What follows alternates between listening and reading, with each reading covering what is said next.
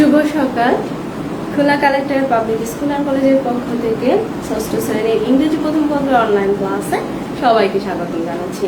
আশা করছি আমার সকল শিক্ষার্থী এই করোনাকালীন সময়ে বাড়িতে নিরাপদে আছো, সুস্থ আছো, ভালো আছো। আমরা লেসন 22 শুরু করেছিলাম। আজকে আমরা ডিফারেন্ট একটা টপিকস নিয়ে আলোচনা করব, যেটা খুবই মোস্ট কমন এবং মোস্ট পপুলার, সবাই কম বেশি এই সম্পর্কে জানি। সেটা হচ্ছে আইফেল টাওয়ার। তো আমাদের টেক্সট বইয়ে আইফেল টাওয়ার সম্পর্কে একটা শূন্যস্থান আছে। তো আমরা শূন্যস্থানটা পূরণ করব এবং তারপরে আমরা এটাকে কম্প্রিহেনশন আকারে আমি তোমাদের শব্দের অর্থ সহকারে সুন্দরভাবে বুঝিয়ে দেওয়ার চেষ্টা করব। আর আজকের ক্লাসটা আমি আশা করবো সবাই মনোযোগ সহকারে ক্লাস দেখবে এবং ক্লাস নিয়ে কোনো সমস্যা হলে অবশ্যই আমাকে কমেন্ট করে জানাতে হবে। তাহলে চলো আমরা আর কথা না বাড়িয়ে সরাসরি ক্লাসে চলে যাচ্ছি। শুরুতেই দেখো lesson 22 wonders of the world on. এর আগে আমরা দুইটা টপিকস নিয়ে আলোচনা করেছিলাম। এখন হচ্ছে আমরা আরেকটা থার্ড টপিকস, যেটা হচ্ছে আইফেল টাওয়ার। এটা নিয়ে আমাদের একটা শূন্যস্থান আমাদের বইতে দেওয়া আছে। তো শুরুতে যেটা আমি করবো, আমি শূন্যস্থানটা তোমাদের পূরণ করে দিব। যেটা আমাদের আইফেল টাওয়ার যদি কম্প্রিহেনশন আসে অথবা প্যারাগ্রাফ আসে, যাই আসুক না কেন আমরা যেন সুন্দরভাবে শিখে নিতে পারি। তাহলে শুরুতেই আমি তোমাদের জন্য আইফেল টাওয়ার নিয়ে যে শূন্যস্থানটা আছে সেটি পূরণ করব। এরপরে আমি বাংলা অর্থ সহকারে আইফেল টাওয়ার সম্পর্কে তোমাদেরকে জানিয়ে দিব।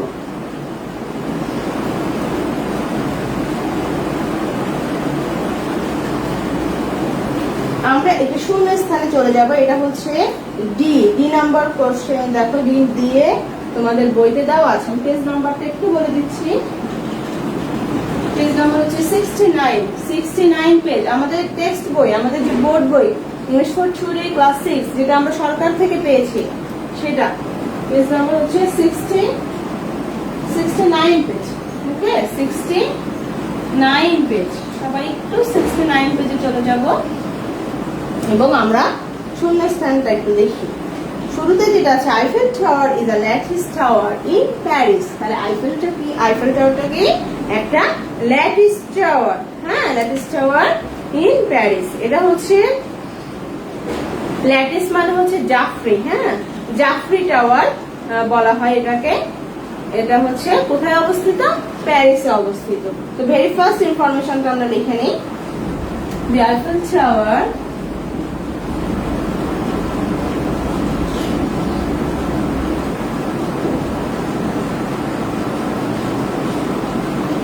is a lattice tower. এটা একটা টাওয়ার। হ্যাঁ, এই টাওয়ারে ওঠা যায়।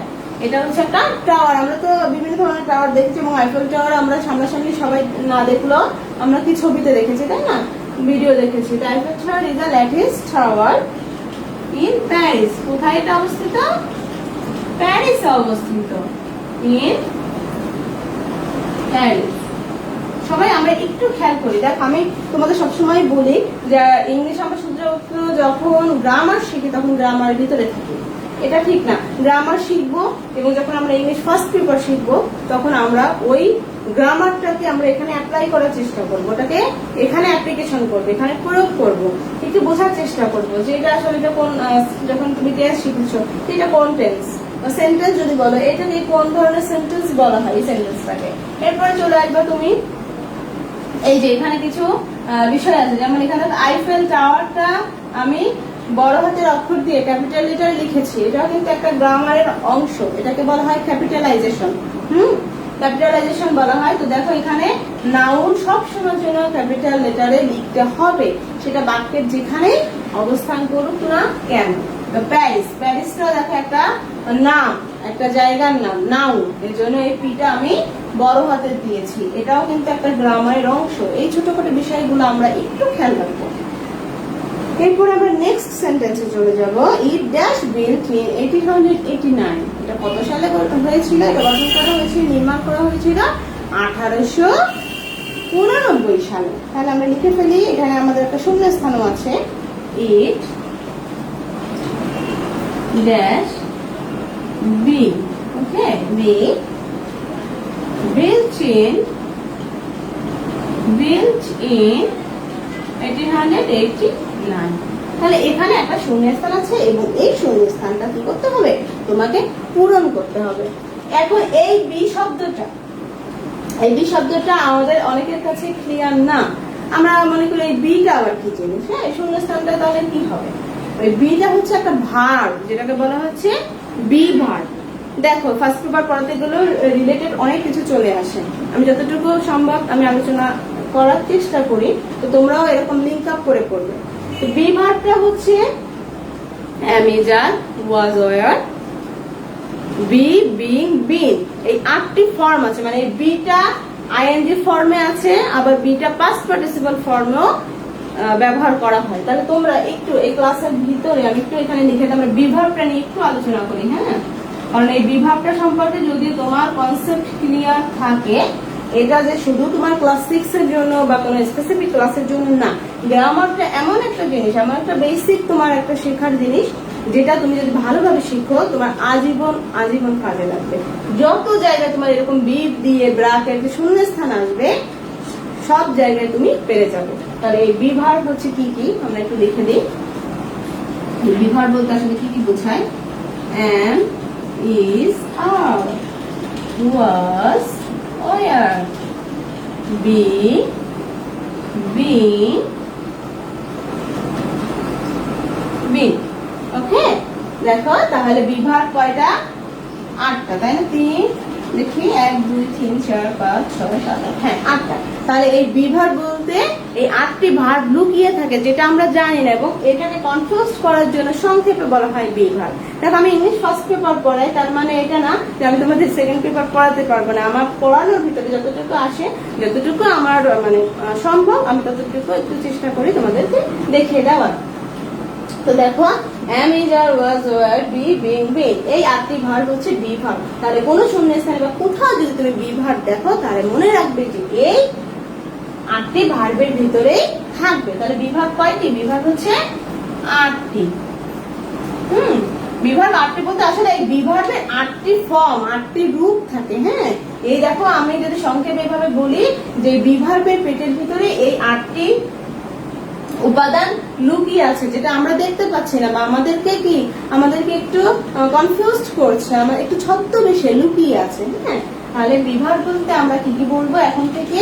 am, is, are, was, were, be, been, been। এই যে 3টা ফর্ম, হ্যাঁ, এই 3টা ফর্ম হচ্ছে কখনো কখনো কোথাও যদি ব্র্যাকেটে বি ভার্ব লেখা থাকে, শুধুমাত্র বি ভার্ব শূন্যস্থান আকারে বসতে পারে, কখনো আইএনজি ফর্মে বসতে পারে, কখনো বিন লিখেছে, এটা হচ্ছে পাস্ট পার্টিসিপল ফর্ম হিসেবে বসতে পারে। সেটা ভ্যারি করে আমার সেন্টেন্স প্যাটার্নের উপরে। ওকে, তাহলে তোমরা অবশ্যই এটা লিখে নিবে। তাহলে এখানে এই 8টি ভার্বের মধ্যে কোনটি হবে? এখানে এই 8টি ভার্বের মধ্যে হবে was। কি হয়ে যাবে? was, it was built in 1889। তার আগে আমি একটু সময় দিব, তোমরা এই বি ভার্বটা খাতায় লিখে নাও, এবং কারো কোনো রকমের সমস্যা থাকলে আমাকে কমেন্ট করে জানিয়ে দাও।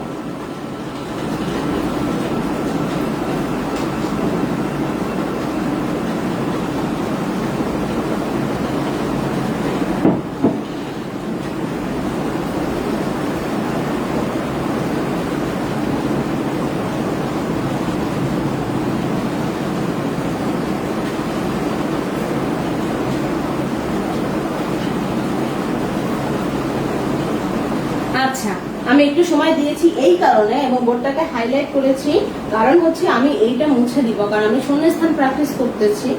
শূন্যস্থান প্র্যাকটিসের ভিতরে এটা চলে এসছে, এই জন্য এটা একটু আলোচনায় আনলাম, এই জন্য আমি এটা মুছে দিচ্ছি। ওকে,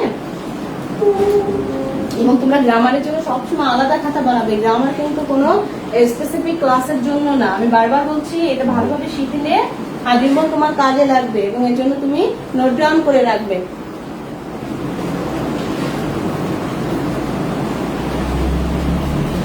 তাহলে দেখো, now it dash the cultural icon of France. তাহলে now it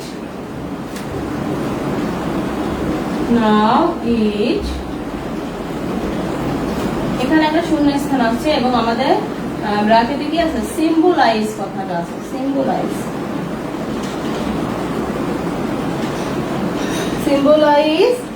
the cultural icon of France, the cultural icon of France. ঠিক আছে, এখন এখানে শূন্যস্থান কি হবে? এখন দেখো এই জায়গায় কিন্তু গ্রামার, সব জায়গায় গ্রামার ছাড়া ইংলিশে কোনো কথা নেই। গ্রামার শিখতেই হবে, শিখতেই হবে। সেই গ্রামার শিখলে যে শুধু তুমি যে ইংলিশ সেকেন্ড পেপারে ভালো করবে, ফার্স্ট পেপারের জন্য দরকার নেই তা কিন্তু নয়। যদি তুমি ভালোভাবে শিখতে চাও, নিজের ভিতরে এই ইচ্ছাটা পোষণ করো যে না আমি ইংরেজি শিখবো, তো সেক্ষেত্রে অবশ্যই তোমাকে গ্রামার জানতে হবে এবং এটাই তোমার ভবিষ্যতে কাজে লাগবে। তাহলে নাও ইট, এটা ওদের ইট হচ্ছে সাবজেক্ট। আমরা জানি একটা ইংলিশ সেন্টেন্সে সাধারণত একটা অ্যাসার্টিভ সেন্টেন্সে সাবজেক্টের পরে ইন জেনারেল যেটা আসে সেটা হচ্ছে ভার্ব। তাহলে এখানে এই সিম্বলাইজটা হচ্ছে ভার্ব। এবং আমরা ছোটবেলায় শিখেছি যে থার্ড পারসন সাবজেক্ট যদি থার্ড পারসন সিঙ্গুলার নাম্বার হয় তাহলে কি হয়, ভার্বের সাথে এস অথবা ইএস যোগ হয়। এই ইটটা কিন্তু থার্ড পারসন এবং at the same time singular number. কিভাবে? আমি, আমরা, আমাদের ফার্স্ট পারসন, তুমি, তোমরা, তোমাদের সেকেন্ড পারসন, এই বাদে যাবতীয় যা আছে পৃথিবীতে সব হচ্ছে থার্ড পারসন। তাহলে আমি একটু কি আলোচনা করবো? অনেকে তো যেহেতু অনেকদিন পড়াশোনার গ্যাপ হয়ে গেছে করোনাকালীন সময়ের কারণে, আমি একটু যারা ভুলে গেছো তাদের জন্য আবার একটু মনে করিয়ে দিচ্ছি। আর যারা জানো, যাদের মনে আছে তাদের কি হলো একটু রিভাইজ হলো, রিভাইজ দিতে কিন্তু কোনো সমস্যা নেই। তাহলে আমি একটু দেখো, একটা বিষয় আলোচনা করতে গেলে কত বিষয়, মানে কত কিছু রিলেটেড, যদি আমরা শেখাটাকে মানে পরিপূর্ণ করে তুলতে চাই, একদম সূক্ষ্মভাবে শিখতে চাই, তাহলে অনেক কিছু চলে আসে। তাহলে আমাদের পার্সনটা একটু আলোচনা করি। পার্সন হচ্ছে 3 প্রকার। পার্সন কয় প্রকার? অনেক ছোটবেলায় শিখেছিলাম, তাই না? ক্লাস 3-তে ছিল এবং এই সিলেবাস আমি নিজের হাতে করেছি। এই প্রতিষ্ঠানের শুরু থেকে আমি আছি, এই সিলেবাসটা আমার হাতেই করা, ক্লাস 3 সিলেবাস। তো পার্সন 3 প্রকার। এটা হচ্ছে ফার্স্ট পার্সন, সেকেন্ড পার্সন, আর একটা হচ্ছে third person. The first person হচ্ছে I, উই, মাই, আওয়ার, এই ধরনের। বাংলায় সংক্ষেপে মনে রাখবা আমি, আমরা, আমাদের, মানে আমি সম্পর্কিত যত কিছু আছে সব হচ্ছে ফার্স্ট পার্সন। এরপর হচ্ছে ইউ, হচ্ছে ইউ, ইওর, তুমি, তোমরা, তোমাদের। ইউ দিয়ে সিঙ্গুলারও বোঝায়, প্লুরালও বোঝায়। এটা আমরা অনেকে হয়তো জানি না যে আমরা সারা জীবন শিখেছি ইউ মানে তুমি, কিন্তু আমি যদি কোনো একটা সেন্টেন্স তোমরা দিয়ে করতে চাই তাহলে আমি কি ইংলিশ ইউজ করবো বলো তো? কোনো আলাদা শব্দ নেই। ইউ দিয়ে তুমিও বোঝায়, তোমরাও বোঝায়। এই জন্যই বলছি ইংলিশ এই ল্যাঙ্গুয়েজটা কিন্তু খুবই কনফিউজিং। দেখো আমাদের বাংলা মাতৃভাষায় কিন্তু আমরা একটা শব্দ ইউজ করি, তুমি একটা আলাদা শব্দ, তোমরা একটা আলাদা শব্দ, কিন্তু ইংরেজিতে কিন্তু নো। ইংলিশে হচ্ছে ইউ দিয়ে তুমিও বোঝায়, তোমরাও বোঝায়। তার মানে সিঙ্গুলার প্লুরাল দুটোর কম্বিনেশন থাকে। তোমাকে সেন্টেন্স দেখে বুঝতে হবে যে এখানে ইউ দিয়ে তুমি কি বোঝাচ্ছে না তোমরা বোঝাচ্ছে। সো ইউ, ইওর, এবং এখানে হচ্ছে থার্ড পারসন হচ্ছে এইগুলো বাদে যা কিছু হচ্ছে ফার্স্ট পারসন আর সেকেন্ড পারসন বাদে। ফার্স্ট পারসন এবং second person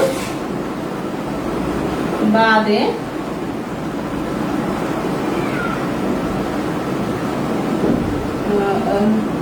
sorry, first person এবং সেকেন্ড পারসন বাদ দিয়ে, হ্যাঁ বাদে বলতে বাদ দিয়ে, এটা ছাড়া, এক্সেপ্ট এটা ছাড়া বাকি সবকিছু।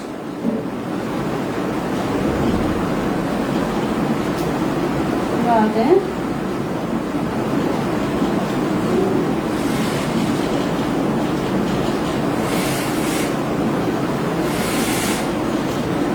এখানে অনেকে বলতে পারে যে বাকি সব ধরনের নাউন, নাউন গুলা। তাহলে এখন ছোটবেলায় এটা আমিও শিখেছি যে first third person singular number যদি সাবজেক্ট হয় ভার্বের সাথে এস বাই এস হয়। এই নিয়ম তো আমার মেমোরাইজ করে কোনো লাভ হবে না যদি আমি পার্সন ভালো করে না চিনি, নাম্বার ভালো করে না চিনি। তাহলে আমার এই নিয়ম কোন কাজে লাগবে বলো? এই নিয়ম আমি তখনই ইউটিলাইজ করতে পারবো, তখনই আমার ভিতরে ওই জিনিসটা ভালোভাবে আসবে যখনই আমি পার্সন শিখবো, এট দ্য সেম টাইম আমি নাম্বার সম্পর্কে ভালো আইডিয়া হবে। তো দেখো তাহলে এটা কি আমি, আমরা, আমাদের বোঝাচ্ছে এই গিফট দিয়ে? নো। তুমি, তোমরা, তোমাদের বোঝাচ্ছে? নো। তাহলে কি বোঝাচ্ছে? নিশ্চয়ই এর বাইরে ভিন্ন কিছু। তাহলে আমরা পারসন, এটা অবভিয়াসলি কি হয়ে গেল, থার্ড পারসন। কি হয়ে গেল, থার্ড পারসন। এরপরে যেটা হবে সেটা হচ্ছে সিঙ্গুলার নাম্বার নাকি প্লুরাল নাম্বার। এখন এই ইট দিয়ে একজনকে বোঝাচ্ছে নাকি একজনের বেশি বোঝাচ্ছে, বা একটা বস্তুকে বোঝাচ্ছে নাকি একটা বস্তুর বেশি বস্তুকে বোঝাচ্ছে। এখানে ইট দিয়ে কিন্তু একটা বস্তুকে বোঝাচ্ছে, সিঙ্গেল। তার মানে সিঙ্গেল থেকে কি আসছে, সিঙ্গুলার নাম্বার। তাহলে এটা কি হয়ে গেল, থার্ড পারসন সিঙ্গুলার নাম্বার। তাহলে দেখো এই থার্ড পারসন সিঙ্গুলার নাম্বার যদি থাকে সাবজেক্ট, তাহলে কি হবে, ভার্বের সাথে একটা এস অথবা ইএস হবে। তাহলে সিম্বলাইজ হচ্ছে ভার্ব, তাহলে এর সাথে কি হবে, একটা এস হবে, তার মানে সিম্বলাইজেস।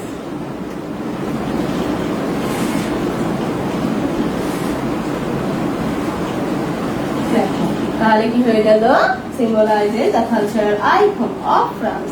ফ্রান্সের যে কালচারাল আইকন আছে, সাংস্কৃতিক যে আইকন আছে, যে প্রতিকৃতি আছে, সেটাকে তুলে ধরে, হ্যাঁ, সেটা প্রতীক হিসেবে এটা কাজ করে। তো এই হচ্ছে আমাদের সেকেন্ড শূন্যস্থানটা। দেখো আমি যদি শুধু শূন্যস্থানের অর্থ মানে সব শূন্যস্থানটা আমি উত্তর লিখে দিতাম, তাহলে কি তুমি এই বেসিকটা শিখতে পারতে? এই বেসিকটাই তোমার সামনে কাজে লাগবে। আমি হয়তো আজ এখানে আছি, কাল হয়তো নাও থাকতে পারি, বাট যে জিনিসটা তোমাদের আমি শিখিয়ে দিয়ে যাচ্ছি সেটাই কিন্তু তোমাদের ভবিষ্যতের কথা চিন্তা করে। আমি সবসময় চাই আমার শিক্ষার্থীরা অন্তত ছোটবেলায়, বিশেষ করে স্কুল লাইফে টিচারদের কথা কিন্তু আজীবন মনে থাকে। আমরা যে পর্যায়ে যাই না কেন, যত বড় অফিসার হোক বা যেই হোক না কেন, আমরা কিন্তু সবসময় জন্য আমাদের পিছনের দিকে একটা অতীতের পিছনে একটা পিছু টান থাকে। মানে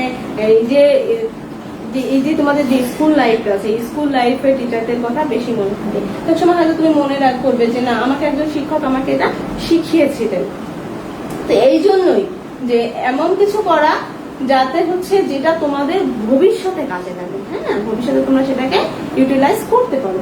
তো দেখো তাহলে এটা হয়ে গেল থার্ড পারসন সিঙ্গুলার নাম্বার। আমি পারসনটা মুছে দিব, যারা অনেকে ভুলে গেলে তারা একটু লিখে নাও।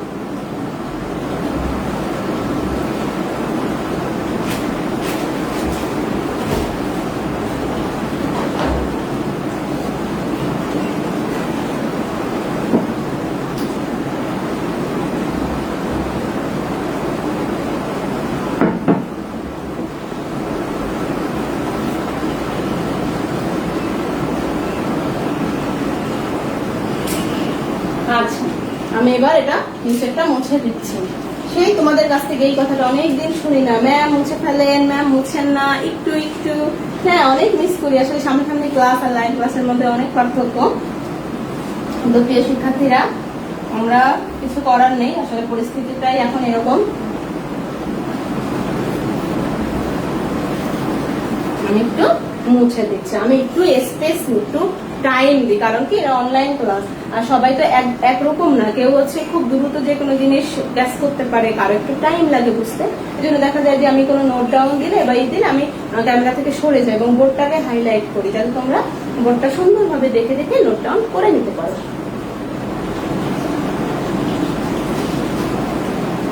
এরপরে আমরা যেখানে ছিলাম সেখানে চলে যাব। আমরা কোথায় ছিলাম? আচ্ছা, এরপরে আছে it stands as one of the most recognizable structure in the world too। হ্যাঁ, এটা আমি একটু লিখে ফেলি। এটা হচ্ছে আমাদের বিশ্বের মানে রিকগনাইজেবল মানে হচ্ছে স্বীকৃতি স্বরূপ, একদম অন্যতম স্বীকৃতি স্বরূপ একটি কাঠামো হিসাবে দাঁড়িয়ে আছে। তাহলে আমি লিখে ফেলি এই সেন্টেন্সটা, এবং তোমরা প্যারাগ্রাফের মতো করে এটা শিখে ফেলবে। এটা খুবই ইম্পর্টেন্ট। ইট, তাহলে কি হয়ে গেল, it stands as one of the most recognizable, it stands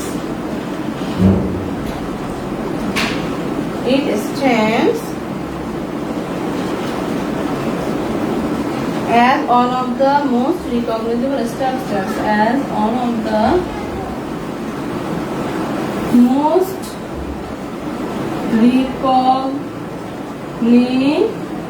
one of the most recognizable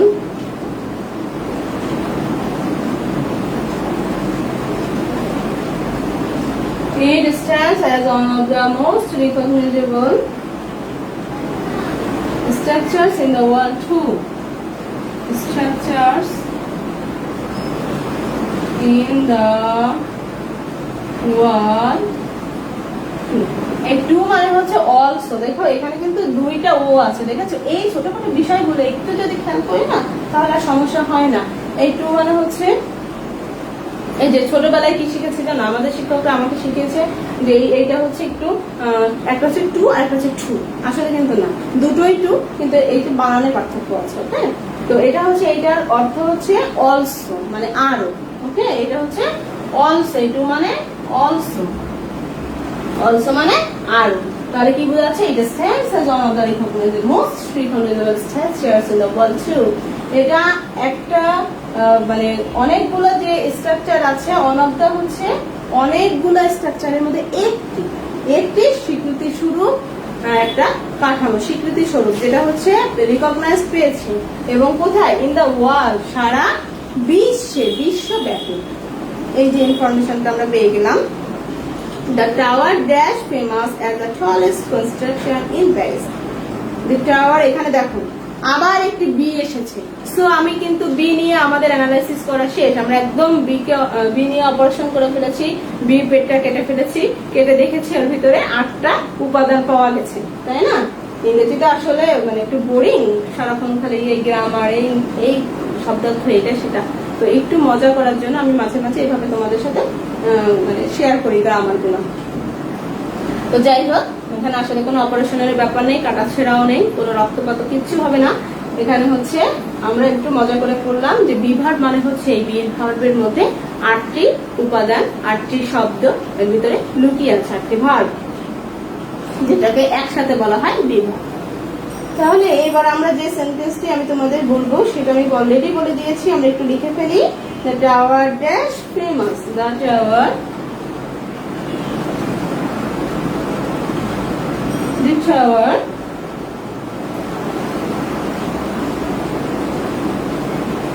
এখানে আমাদের বিভাগ আছে। Famous as the tallest construction in Paris. Famous as the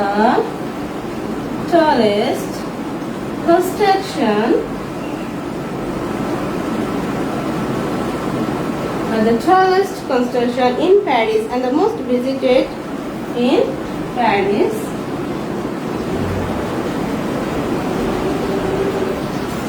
And the most visited মানে সব থেকে বেশি ভিজিট করা হয়েছে, most visited, and the most visited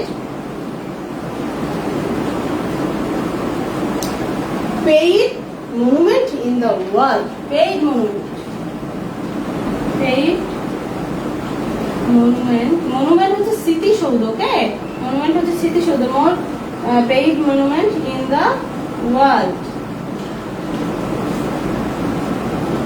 দেখো এখানে একটা শূন্যস্থান আছে, শূন্যস্থানে আমাদের কি হবে সেটা আগে না, আমরা আগে অর্থটা বোঝার চেষ্টা করবো। সবসময় বলি অর্থটা আগে বোঝার চেষ্টা করব। তাহলে এখানে যেটা দেওয়া আছে আমরা অর্থ বুঝলে অনেক সময় দেখা যায় যে শূন্যস্থানটা নিজে থেকে চলে আসে, নিজে থেকে পেরে যাচ্ছ। এটি টাওয়ারটি প্যারিসের সবচেয়ে উঁচু কাঠামো হিসাবে বিখ্যাত এবং বিশ্বের সবচেয়ে বেশি পরিদর্শিত স্মৃতিস্তম্ভ। হ্যাঁ, মনুমেন্ট যেটা বললাম, স্মৃতিসৌধ, স্মৃতিস্তম্ভ একই কথা। তাহলে তোমরা একটু লিখতে পারলাম মনুমেন্ট শব্দের অর্থটা স্মৃতিস্তম্ভ বা স্মৃতিসৌধ, একই কথা, স্মৃতিস্তম্ভ। ওকে, স্মৃতিস্তম্ভ in the world.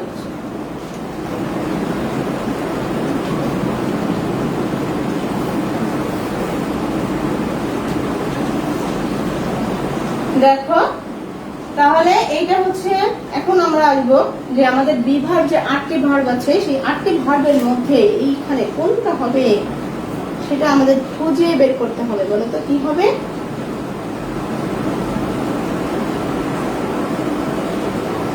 এখানে কি ছিল?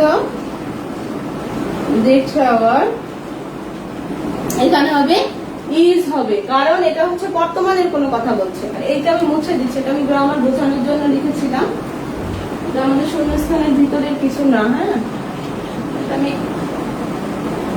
একটু মুছে দিই, নাহলে অনেকে একটু কনফিউজ হয়ে যেতে পারো, পরে দেখা গেল মনে থাকলো না।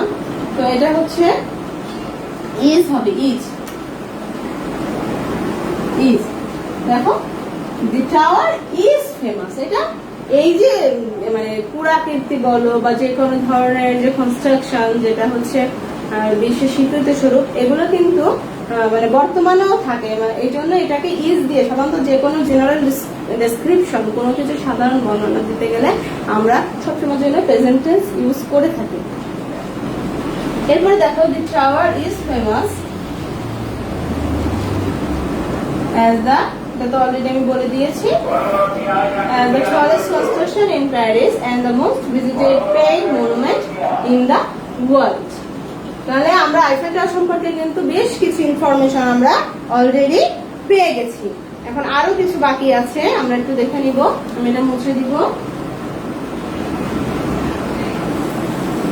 দেখো আমি মুছে দিচ্ছি।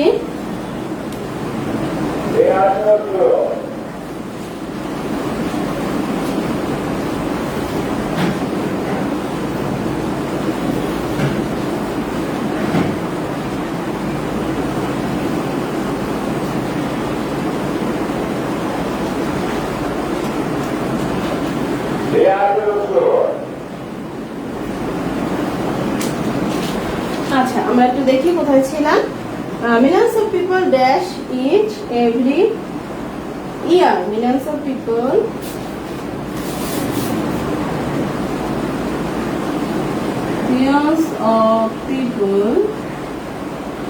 dash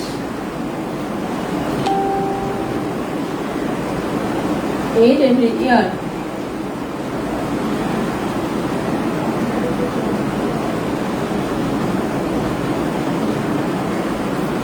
Eat every year. এখানে ফুল স্টপ। তাহলে অ্যাসেন্ট, এখন এই শব্দটা আগে জানতে হবে। এই শব্দটার জন্যই আমাদের প্রথমে যেটা হয়ে যায়, জিনিসটা একদম ডিফিকাল্ট করে ফেলে, কঠিন করে ফেলে। এজন্য এই অর্থটা আমি জেনে আগে তোমাদেরকে সহজ করে দিই। অ্যাসেন্ট মানে হচ্ছে আরোহণ করা। এখন আরোহণ করা হচ্ছে ভালো বাংলা। আরোহণ করা হচ্ছে কি, মনে করো তুমি কোন একটা গাছে উঠবে, গাছের নিচ থেকে উপরে উঠে যাবে। কোন একটা টাওয়ারে উঠবে, টাওয়ারের নিচ থেকে আস্তে আস্তে আস্তে আস্তে উপরে চলে যাবে। এটাকে বলা হচ্ছে আরোহণ। ওকে, নিচ থেকে উপরে। তাহলে অ্যাসেন্ট হচ্ছে আরোহণ করা। আমি অবশ্যই ভালো বাংলা লিখে দিব, আমরা ভালোটাও শিখবো। বাঙালি হয়ে যদি বাংলাই সুন্দর করে না বলতে পারি, না শিখতে পারি, তাই না? আরোহণ করা। আচ্ছা, হ আর ন একটু সমস্যা হচ্ছে, আমি মুছে দিয়ে সুন্দর করে লিখে দিচ্ছি। দেখো এটা হচ্ছে আরোহণ।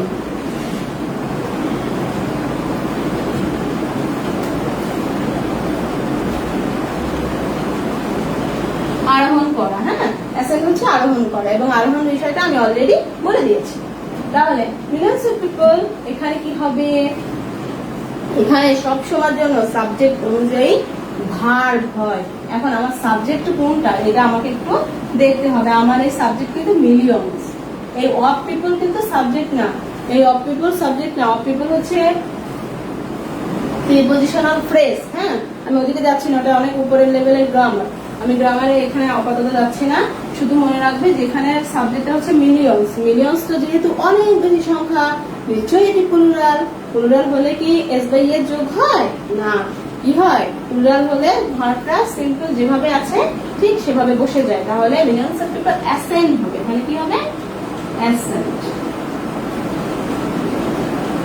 Millions of people accent it every year. প্রত্যেক বছর, প্রত্যেক বছর এখানে কি হয়, লক্ষ লক্ষ লোক আরোহণ করে, এটিতে আরোহণ করে আসে এবং এটাকে নিচ থেকে উপরে আস্তে আস্তে উঠে যায়। এরপরে আমাদের যেটা আছে next one, it is 320 meters tall, about the same height as an 8-story building. দেখো এবার হচ্ছে এই ডেসক্রিপশনে কতটুকু জায়গা, কতটুকু লম্বা, যে কোনো আমরা সেই বিষয়গুলো এখন জানি। এখানে সেটাই দেওয়া আছে, এখানে কোনো শূন্যস্থান নাই। এই ইনফরমেশনটা দরকার, যদি আইফেল টাওয়ার সম্পর্কে তুমি কোনো কিছু লিখতে যাও তাহলে লিখে ফেলি। It is 320 METRES metres. এবং মিটারটাকে যদি আমি ফিটে কনভার্ট করি, হ্যাঁ, তাহলে হচ্ছে 1050 ফিট। আমরা জানি আমাদের ম্যাথমেটিক্যাল যে ক্যালকুলেশন আছে, একটাকে আর একটা রূপান্তরিত করা যায়, তাই না? ফিটে যদি বলি 1050 ফিট ছল। লম্বায় কতটুকু দেখেছো? 320 মিটার। তাহলে ইমাজিন করো যে কিরকম হতে পারে। About the same height as an 81-story building. About the same height.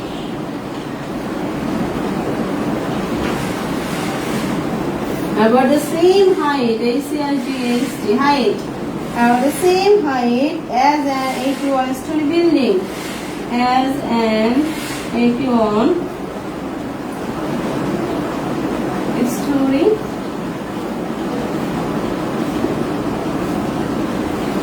Building. এই দেখো, স্টোরি বিল্ডিং ইংরেজিতে শুধু মজা আর মজা, যদি তুমি সুন্দরভাবে সেটাকে শিখতে পারো। হ্যাঁ, এই স্টোরি মানে কি শিখেছি আমরা আজীবন? স্টোরি মানে কি? গল্প। কিন্তু সব জায়গায় তো গল্প অর্থ হবে না, এটাই বুঝতে হবে। এখানে দেখো 81 স্টোরি বিল্ডিং। স্টোরি বিল্ডিং হচ্ছে মানে এখানে উঁচুতল ভবন বোঝাচ্ছে। কয়তল? আমরা স্টোরি এখানে স্টোরিজ বলি, স্টেয়ারকেস বলি, মানে কততলা ভবন বিশিষ্ট। এটা হচ্ছে যারা একটু ম্যাথমেটিক্স কম বোঝো, যে বুঝতে পারছো না 320 মিটার মানে কতটুকু লম্বা, তাদের বোঝানোর জন্য দেখো সুন্দর একটা ইনফরমেশন দিয়েছে যে মনে করো 81 তলা কোনো ভবন। তুমি ইমাজিন করতে পারো, ক্যান ইউ ইমাজিন যে 81 তলা ভবনের মতো, বিল্ডিং এর মতো এর উচ্চতা, এবং এইখানে মানুষ যায়, এটার উপরে ওঠে।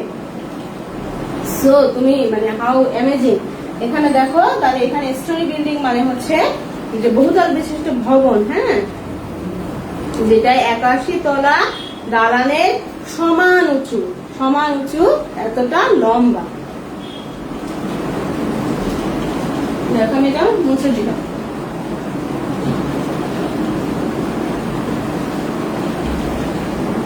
এবার আমি চলে যাব, আমাদের নেক্সট কি ইনফরমেশন দেওয়া আছে। The tower dash 3 levels for visitors. এই টাওয়ারে 3টা লেভেল আছে। কয়টা লেভেল? 3 levels.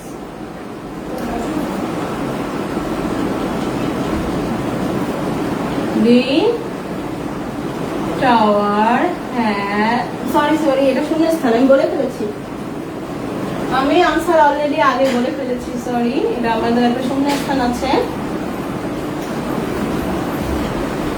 3 levels. তাহলে এর হচ্ছে কি আছে? 3টা লেভেল আছে, মানে 3টা স্তর আছে, স্টেপ আছে। হ্যাঁ, তাহলে এখানে কি হবে? শূন্যস্থানে হবে হ্যাজ, শূন্যস্থানে আছে হবে হ্যাজ। এবং এখানে আর একটা গ্রামাটিক্যালের ব্যাপার দেখো, আর একটা দেখো, একটু বলে দিই তোমাদেরকে। দেখো এখানে হ্যাভ আছে ছিল শূন্যস্থানে, তোমরা একটু বই দেখো, এখানে শূন্যস্থানে ব্র্যাকেটে ছিল হ্যাভ, শূন্যস্থানে হ্যাভ ছিল, কিন্তু আমি শূন্যস্থানে ব্র্যাকেটে হ্যাভ ছিল, বাট আমি যখন শূন্যস্থানটা পূরণ করলাম, কি দিয়ে পূরণ করেছি? হ্যাজ দিয়ে পূরণ করেছি। হ্যাভ, হ্যাজ, হ্যাড, এই 3টাকে হ্যাভ ভার্ব বলা হয়, টু হ্যাভ ভার্ব। দেখো কত কিছু জানতে হয়, কত কিছু যদি একদম ক্লিয়ার কনসেপ্ট মানে তুমি রাখতে চাও, সেক্ষেত্রে এই হ্যাভ, এই তোমাকে কনফিউজ করার জন্য ব্র্যাকেটে হ্যাভ দিয়ে দেবে। আমরা কি করি? ওই হ্যাভ দেখে এখানে সরাসরি হ্যাভ লিখে চলে আসি। এই হ্যাভ ভার্ব মানে হচ্ছে, এই হ্যাভ থেকে যদি আমি অপারেশন করি, এই হ্যাভের পেটের মধ্যে আমি 3টে উপাদান পাবো, হ্যাভ, হ্যাজ, হ্যাড, এবং এটাকে কি বলা হয়? Have verb, to have verb. আমরা হ্যাভ ভার্ব যদি এগুলো শিখি, একটু দেখি। দেখো have verb, have verb equal to কি? Have, has, had.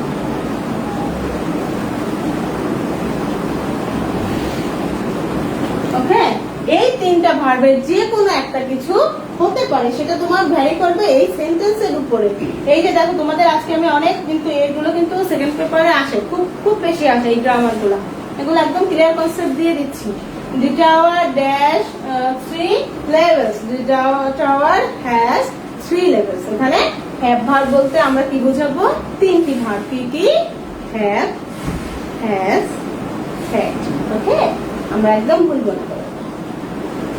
তো এবার দেখো, এরপরে আমি নেক্সট চলে যাচ্ছি। তোমরা অবশ্যই একটু হ্যাভ ভার্বটা নোট ডাউন করে না।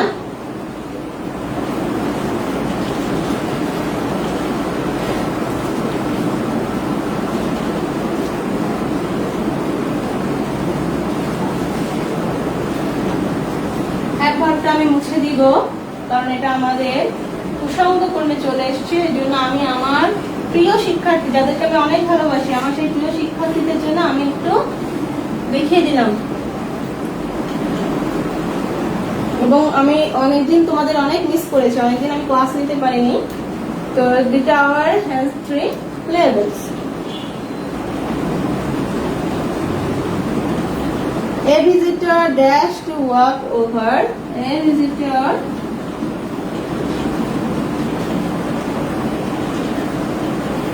এখানে ব্র্যাকেটে হ্যাভ ছিল। To walk over 300 steps. 300 steps to go from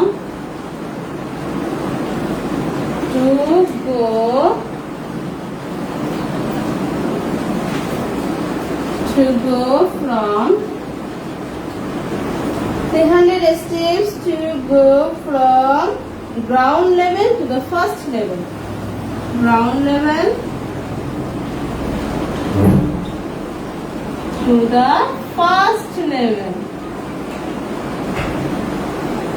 Okay, তাহলে এখানে দেখো, a visitor dash to walk over 300 steps. Step মানে হচ্ছে এই যে পা ফেলি না, আমরা মনে করি কোনো টাওয়ারে উঠছি বা কোনো উচ্চতল ভবনে যদি উঠি, আমরা তো সাধারণত উচ্চতল ভবনগুলোতে লিফট থাকে অনেক বেশি উচ্চতল ভবনে। তো যদি হেঁটে হেঁটে পায়ে পা দিয়ে দিয়ে যায়, এখানে স্টেপস হচ্ছে 1 পা 2 পা। তো এরকম 300টা পা দিয়ে দিয়ে হেঁটে হেঁটে আমাকে যেতে হবে কোথা থেকে কোথায়? গ্রাউন্ড লেভেল থেকে ফার্স্ট লেভেলে। আমরা অনেকে কিন্তু গ্রাউন্ড ফ্লোর বুঝি না, ফার্স্ট ফ্লোর বুঝি না। গ্রাউন্ড ফ্লোর হচ্ছে নিচতলা, আর ফার্স্ট ফ্লোর হচ্ছে দ্বিতীয় তলা। এটা কিন্তু আমরা অনেকেই বুঝি না। গ্রাউন্ড ফ্লোর বলতে নিচতলা বোঝায়, একদম যে কোনো বিল্ডিং এর নিচতলা। আর ফার্স্ট ফ্লোর হচ্ছে দোতলা। ওকে, তো দেখো, মানে গ্রাউন্ড লেভেল মানে একদম যে নিচের যে লেভেলটা আছে ওই লেভেল থেকে শুধুমাত্র তুমি কোথায় যাবে? ফার্স্ট লেভেলে যাবে।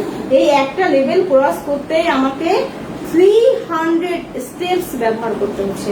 তো তোমরা মানে এটা আসলে উই ক্যান্ট থিঙ্ক, মানে চিন্তার বাইরে, it is beyond of imagination or beyond of thoughts, যে এটা কতটা মানে পথ অতিক্রম করতে হয়। তাহলে এখানে আমাদের শূন্য স্থানটা হবে এ ভিজিটর হ্যাজ টু।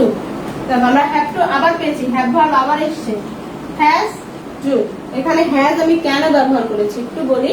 এই ভিজিটর হচ্ছে এখানে মানে যদি সিঙ্গুলার হয়, সিঙ্গুলারের ক্ষেত্রে এখানে হচ্ছে হ্যাজ ব্যবহার করা হয়। তাহলে a visitor has, okay, a visitor has to, এখানে হচ্ছে থার্ড পারসন, এ ভিজিটর, হ্যাঁ, থার্ড পারসন এবং সিঙ্গুলার নাম্বার। এই জন্য এখানে হ্যাভ ভার্বের ক্ষেত্রে তো আর এস বাই এস হবে না, এখানে হবে হ্যাজ ভার্ব।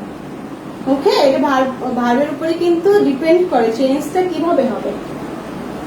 তোমাদের কিন্তু আমি এট দ্য সেম টাইম আজকে right form of the verb মোটামুটি একটা কনসেপ্ট দিয়ে দিচ্ছি, যেগুলো আসছে এগুলো খুবই খুবই গুরুত্বপূর্ণ।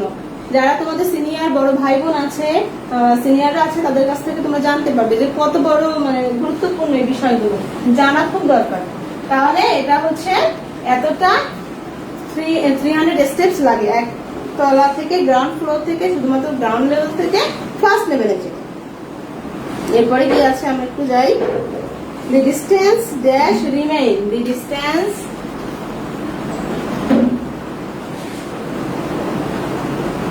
dash remain.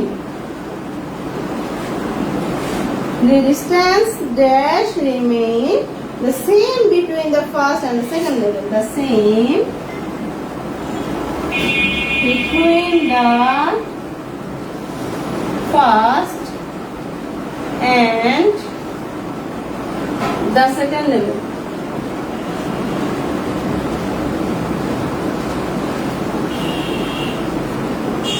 Between the first and second level. তাহলে আমি শূন্যস্থানে যাবো না, আমি বারবার একটি কথা বলি, শুরুতেই আমরা উত্তর খুঁজবো না, শুরুতে আমরা জিনিসটা সুন্দরভাবে বুঝে নিব। সো এখানে the distance dash the same between the first and second level. তো এই যে আমি যে ডিস্টেন্সটা বললাম যে 300 স্টেপস লাগে তোমার গ্রাউন্ড লেভেল থেকে ফার্স্ট লেভেলে যেতে, সিমিলারলি এই একই স্টেপস লাগবে, একই 300 স্টেপস লাগবে যদি তুমি ফার্স্ট লেভেল থেকে কোথায় যাও, সেকেন্ড লেভেলে। ওকে, ডিস্টেন্স একই, সেটাই বলেছে। তো এখানে আমাদের একটা শূন্যস্থান আছে, রিমেইন ব্র্যাকেটে দেওয়া আছে। তাহলে এই ডিস্টেন্স, এই সাবজেক্টটা হচ্ছে সিঙ্গুলার, থার্ড পারসন সিঙ্গুলার, তাহলে এই ভার্বের সাথে কি হবে, এস বা ইএস। এবং সেটা যদি মেইন ভার্ব থাকে, যেমন রিমেইন একটা মেইন ভার্ব, এখানে কিন্তু কোনো বি ভার্ব নেই বা কোনো হ্যাভ ভার্ব নেই। এই হ্যাভ ভার্ব বি ভার্ব থাকলে আবার এস বা ইএস যোগ করা যায় না। এই ভার্বের অনেক রূপ, আসলে এই ভার্বটা যদি সুন্দরভাবে শিখতে যাও, ভার্বের উপরেই তোমার 3-4টা ক্লাস নিতে হবে যদি সুন্দরভাবে একদম পুঙ্খানুপুঙ্খভাবে শিখতে যাও। তো এটা হচ্ছে কথা। তো দি ডিস্টেন্স রিমেইনস, এখানে হবে remains. The distance remains between the first and the second level. একই রকমের সেম মানে একই থাকবে। আচ্ছা, আমরা প্রায় শেষের দিকে চলে এসেছি, আমি মুছে দিব।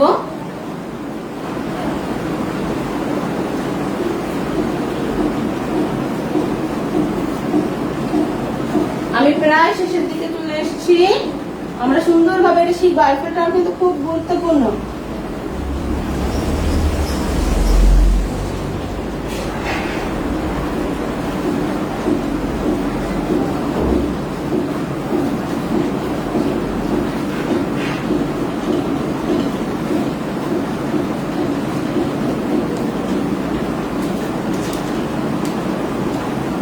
এরপরে দেখো, the third and highest level can be dash.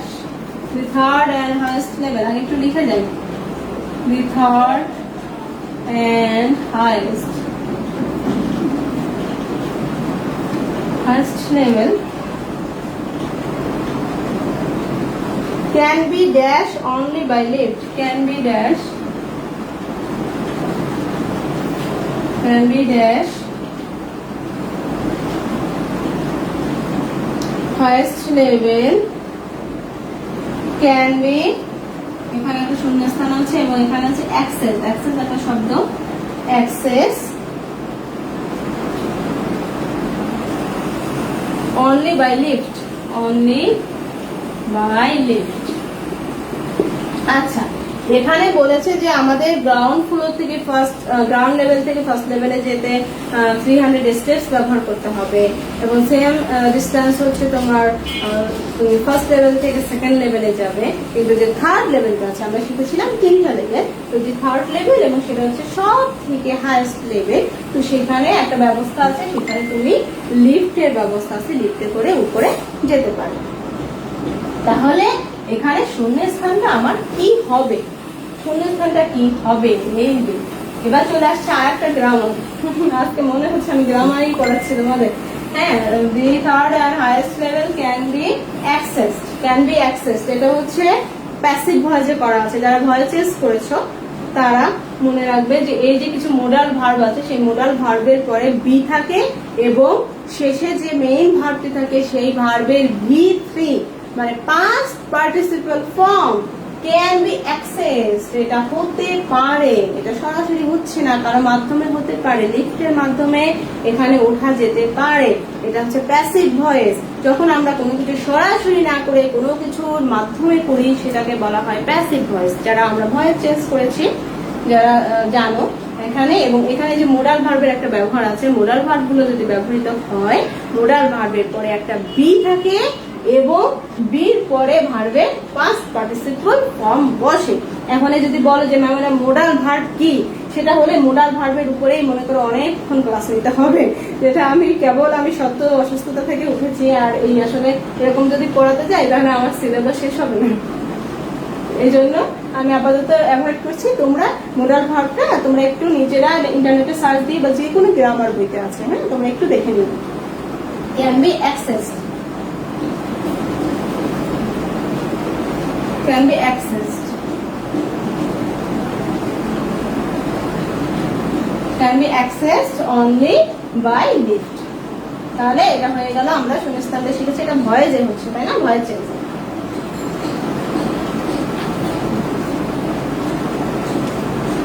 The tower is dash after, এখানেও আবার voice. The tower is,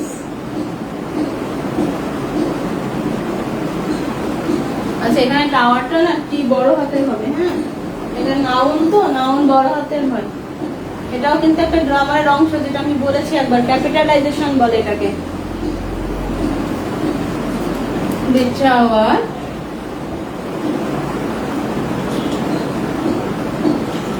is dash, এখানে ব্র্যাকেটে আছে name, after the engineer Gustav Eiffel, after the engineer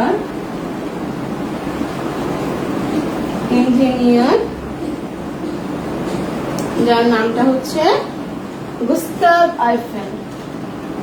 দেখো আবার বড় হাতের অক্ষর, কারণ আমি একটা নাম ইউজ করছি, নাউন ইউজ করছি। সো নাউন যেখানে থাকবে সেখানে ক্যাপিটাল লেটার ইউজ করতে হবে।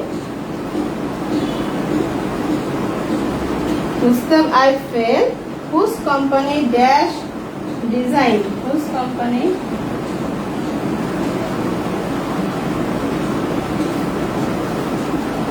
dash design and dash the tower, এখানে ব্র্যাকেট আছে build the tower। দেখো আমি এক এক ক্লাসে এক এক রকম ভাবে উপস্থাপনা করার চেষ্টা করি, তোমাদের বিভিন্ন ধরনের কনসেপ্ট দেওয়ার জন্য, যে একটা বিষয় আসলে কত ভাবে সুন্দরভাবে শেখা যায়। তো এর আগে যারা আমার তাজমহলের ক্লাসটি দেখেছো যে কিভাবে সহজে আমরা একটা প্যারাগ্রাফ শিখতে পারি। আমি তাজমহলটা মিডিয়াতে লিখেছিলাম এবং তাজমহল সম্পর্কে বিভিন্ন ইনফরমেশন ছোট ছোট পয়েন্ট দিয়ে চারপাশে পোশাখার মতো, গাছের শাখা পোশাখার মতো বিস্তার লাভ করেছিল। সো তোমরা প্রত্যেকটা ক্লাস দেখবে, কোনো কারণে মিস করলে, এবং আমার ইউটিউব চ্যানেল আছে, আমার ইউটিউব চ্যানেলে কিন্তু আমি ক্লাসগুলো আপলোড দিই, তোমরা সেখান থেকেও দেখে নিতে পারো। আর যদি সাবস্ক্রাইব করা থাকে চ্যানেলটি, যখনই আমি নতুন কোনো কিছু ভিডিও আপলোড করবো তখনই তোমার নোটিফিকেশনে চলে আসবে। সো এটা যে তুমি ক্লাস 6 এর স্টুডেন্ট, তুমি যে ক্লাস 7 এর গ্রামার ক্লাসটা আমার দেখতে পারবে না, এটা কিন্তু না, তুমি সব ক্লাসই আমার দেখতে পারবে। তো এই জন্য তোমরা যদি চ্যানেলটাও সাবস্ক্রাইব করো, একটু লাইক দিয়ে দাও, তাহলে দেখবা যে সবসময়ের জন্য নোটিফিকেশন আকারে চলে আসবে। ক্লাস 7 এ কিন্তু আমার গ্রামার ক্লাস আছে, ইংরেজি গ্রামার, আমি ওখানে ইংলিশ সেকেন্ড পেপার ক্লাস নেই। তো whose company dash, আচ্ছা এখানে the tower is dash after the engineer, এই টাওয়ারের নামকরণ করা হয়, কার মাধ্যমে নামকরণটা করা হয়? ইঞ্জিনিয়ার গুস্তাভ আইফেল, উনি এই টাওয়ারটার নাম দিয়েছিলেন আইফেল টাওয়ার। ওকে, ওনার নামের সাথে দেখো আইফেল আছে, এই জন্য আইফেল টাওয়ার ওনার নামের সাথে মিলকরণ করে। তাহলে নামটা দেওয়া হয়, নামটা কি নিজে নিজে অটোমেটিক চলে এসছে, না কারো মাধ্যমে দেওয়া হয়েছে? বলো তো, কারো মাধ্যমে দেওয়া হয়েছে, এই জন্য এটা হচ্ছে প্যাসিভ ভয়েস। কখনো কোনো কিছুর মাধ্যমে হলেই সেটা হয়ে যাবে প্যাসিভ ভয়েস। প্যাসিভ ভয়েসের নিয়ম হচ্ছে ভার্বের পরে যে মেইন ভার্বটি থাকবে সেই ভার্বের past participle form, always past participle form, no change, এখানে কোনো চেঞ্জ হবে না। তাহলে নেমের পাস্ট পার্টিসিপল ফর্মটা কি? নেমড।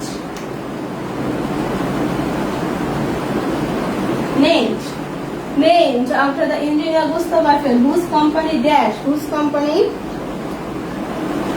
এটা এবার চলে আসবো আমরা পাস্ট ইনডিফিনিট টেন্স। দেখো কত কিছু, একদম গ্রামার সব জায়গায়। whose company, যার কোম্পানিটা এটা ডিজাইন করেছে এবং এই টাওয়ারটা নির্মাণ করেছে, তো সেটা কি রিসেন্ট হয়েছে কাজটি? বলো তো কবে হয়েছিল এটা কত সালে? মানে এটা হচ্ছে 1889 সালে। তাহলে নিশ্চয়ই অতীতের ঘটনা হলে কি হবে সেটা?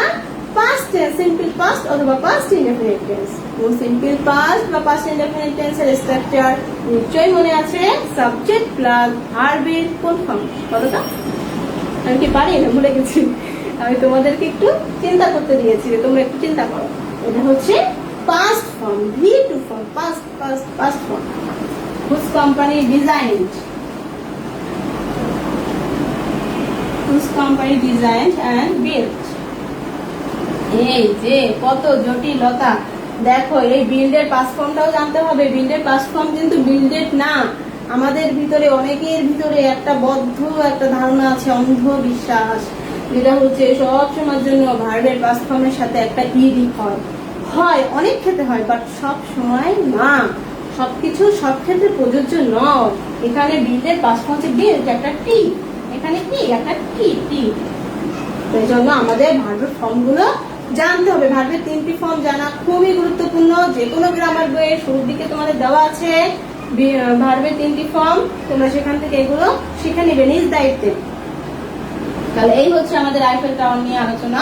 তোমরা সবাই একটু দেখো আইফেল টাওয়ারটা, আবার একটু রিভাইজ করো শুরু থেকে, কোথাও কারো বুঝতে সমস্যা হচ্ছে কিনা। সমস্যা হলে অবশ্যই আমাকে জানো।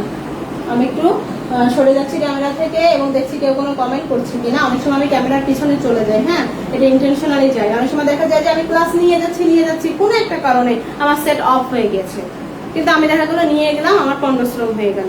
বা কেউ কমেন্ট করছো যে নেটওয়ার্কের সমস্যা, ক্লিয়ার দেখতে পাচ্ছ না, অথবা আমি দেখা গেলো কমেন্টের ওখানে যাইনি, দেখিনি, তাহলে আমি কি করে বুঝবো? বা কেউ কোনো সমস্যা সম্পর্কে কমেন্ট করে যে ম্যাম আমি এখানে বুঝতে পারছি না, এই শব্দটা বুঝতে পারছি না, এই জায়গাটা আবার একটু রিপিট করে, এখানে তুমি সরাসরি আমার সাথে কথা বলতে পারছো না। তো এই কারণে আমি অনেক সময় দেখা যায় যে আমি একটু যেয়ে চেক করি, কমেন্টটা চেক করি। আর এই জন্য আর অনেক সময় দেখা যায় হাইলাইট করার জন্য, বোর্ডটাকে হাইলাইট করার জন্য যখন তোমরা লিখো, আমার বোঝানো শেষ হয়ে যায়, তখন আমি একটু সরে যাই, যাতে তোমরা সুন্দরভাবে দেখে দেখে লিখতে পারো।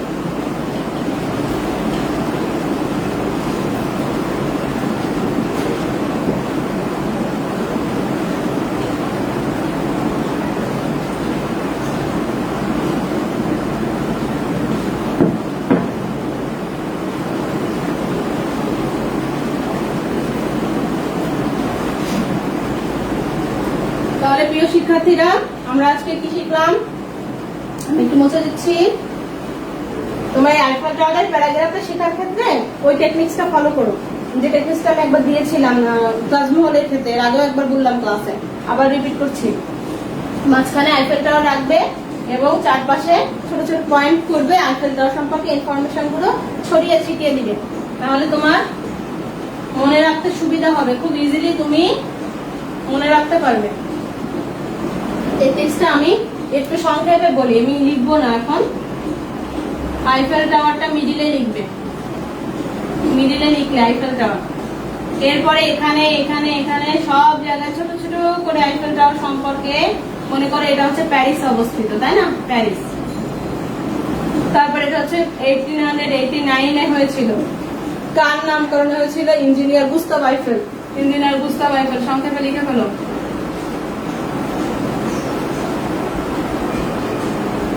এভাবে আমি সব লিখে দিচ্ছি না, আমি জাস্ট একটা আইডিয়া দিচ্ছি, এজন্য বলি সব ক্লাস গুরুত্বপূর্ণ। কোনো কারণে কোনো ক্লাস মিস করলে তোমরা ক্লাসগুলো পরবর্তীতে দেখে নেবে।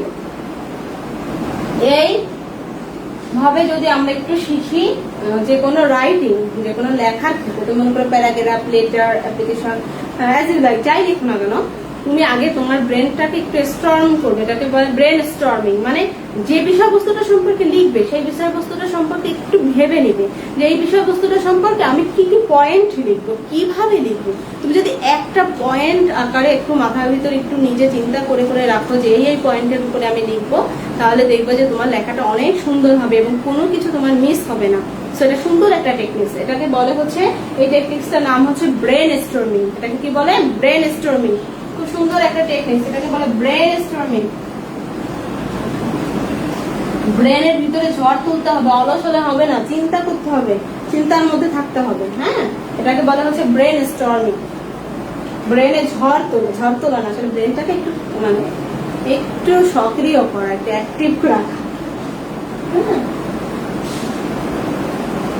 তাহলে আমি এটা মুছে দিব এবং যেদিন যে ক্লাস দেখবে সেই দিনই সেই টপিকসটা তোমরা সুন্দরভাবে শিখে ফেলবে। তাহলে আজকের ক্লাস আমরা কি শিখেছি বলো তো? আমি একটু লিখি তো, আজকের ক্লাস আমরা কি শিখেছি? আজকের ক্লাসে যা শিখলাম, কি শিখলাম? কিছু কি শিখেছি আমরা? অবশ্যই শিখেছি। কি শিখেছি বলো তো? আমরা কিছু গ্রামার শিখেছি। গ্রামার শিখেছি না? গ্রামার শিখেছি। আইফেল টাওয়ার সম্পর্কে শিখেছি। আইফেল টাওয়ারটা 1 নম্বরে দিলে বেশি ভালো হতো, যাই হোক এটা কোনো সমস্যা না। আইফেল টাওয়ার সম্পর্কে শিখেছি, কিছু নতুন শব্দার্থ শিখেছি, যে শব্দার্থগুলো কিন্তু আমি নিচে আন্ডারলাইন করে আলাদাভাবে লিখিনি, বাট নিচে আন্ডারলাইন করে শিখেছি। তাহলে আমার প্রিয় শিক্ষার্থীরা, তোমরা একটু রিভাইজ করো, পুরো ক্লাসটা শুরু থেকে একটু রিভাইজ করে দেখো কোথাও সমস্যা আছে কিনা। আর হচ্ছে অবশ্যই আমি সবসময় বলি নোট ডাউন করে রাখবে, খাতায় লিখে রাখবে। আমি তোমাদের ছোট্ট একটা হোমওয়ার্ক দিচ্ছি, তোমরা হচ্ছে পড়বে আইফেল টাওয়ার, প্যারাগ্রাফ আকারে শিখে ফেলবে।